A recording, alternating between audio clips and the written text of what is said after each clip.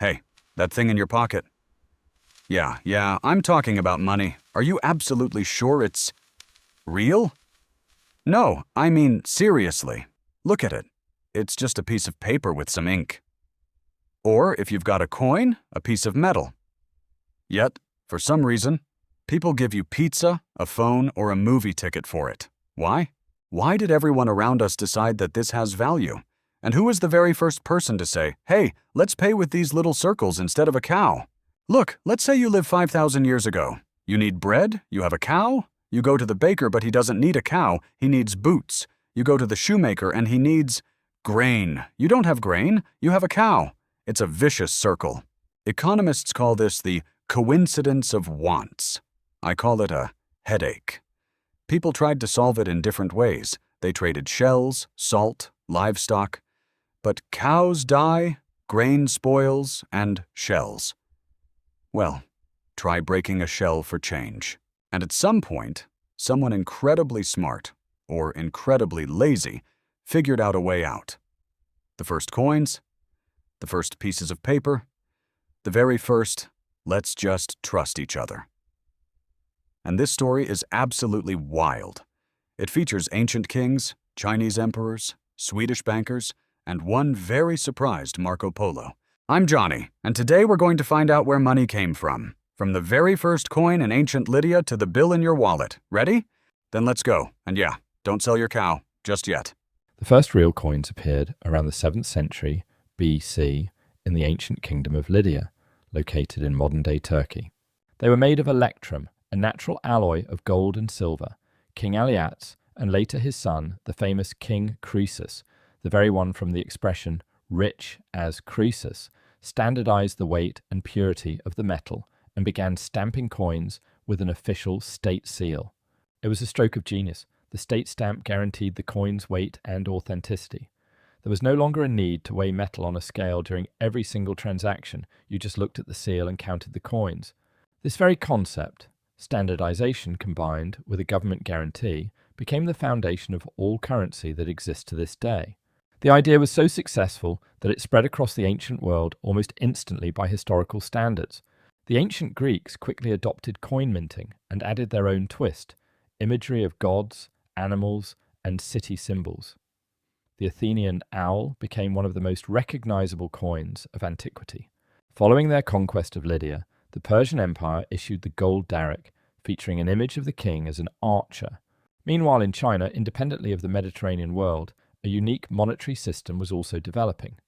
Initially, they used miniature bronze imitations of knives and spades, but by around the 3rd century BC, round coins with a square hole in the center appeared. The hole wasn't just for decoration. Coins were strung onto a cord, making them easy to carry and count in bundles. And now for the most fascinating part. Just like gunpowder and paper itself, paper money was gifted to the world by China. The problem they faced was simple. Copper coins are heavy. Paying a large sum meant literally dragging bags of metal around. Consequently, during the Tang dynasty, merchants began using receipts, a type of promissory note that could be exchanged for coins in another city. However, true paper money officially recognized by the state appeared during the Song dynasty, around the 10th to 11th centuries. It was called jiaozi, and it is considered the world's first paper currency issued explicitly as a legal tender, rather than just a private receipt. Later, under the Mongol Empire and Kublai Khan, paper money became so widespread that it stunned European travelers. Marco Polo, who visited China in the 13th century, was so amazed that he described the system in great detail in his travelogues.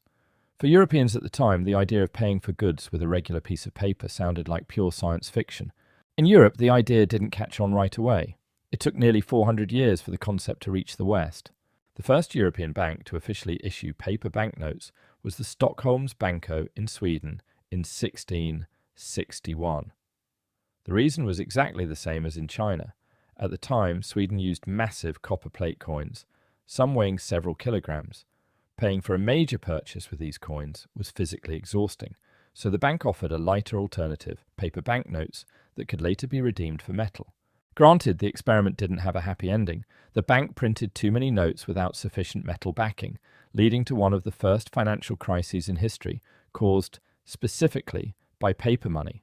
But the concept stuck, and soon paper money began appearing in England, France, and other European nations. If you look at this entire history as a whole, one simple truth emerges. Money isn't just metal or paper itself. Money is an agreement. It's a collective trust among people that this piece of metal or paper can be exchanged for something useful tomorrow.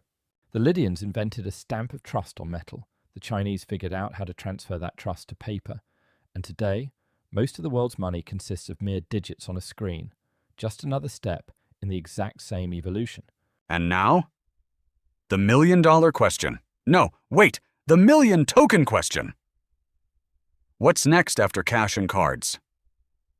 Maybe we'll pay with an eye scan, or with our thoughts, or, God forbid, with YouTube channel subscriptions?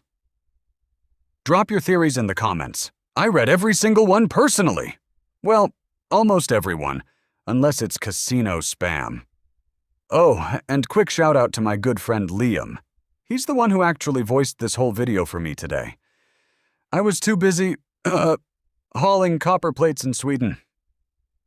So, if you liked the voice, that's Liam. If you didn't, blame him.